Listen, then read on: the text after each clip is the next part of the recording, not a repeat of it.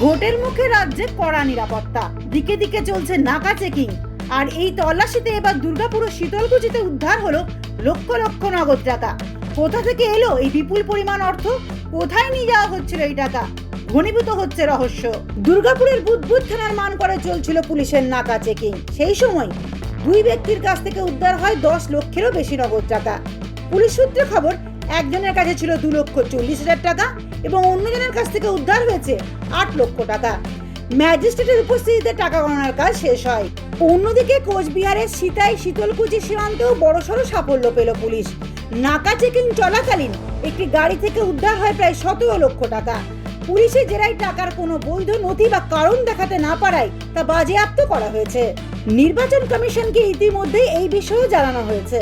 প্রশ্ন উঠছে, ভোটের ঠিক আগেই কেন এইভাবে বিপুল পরিমাণ নগদ টাকা এক জায়গা থেকে অন্য জায়গায় নিয়ে যাওয়া হচ্ছিল?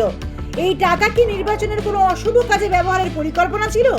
রাজ্যে ইতিমধ্যেই পৌঁছেছে কেন্দ্রীয় বাহিনী। নাকা চেকিং পয়েন্টগুলিতে বাড়ানো হয়েছে কড়াকড়ি। আর এই আঁটোসাঁটো নিরাপত্তার জালেই এবার ধরা পড়ল বিপুল পরিমাণ এই অর্থ। ঘটনার তদন্ত শুরু করেছে পুলিশ ও নির্বাচন কমিশন। ব্যুরো রিপোর্ট, সমাজ পরিবর্তনের মানুষ।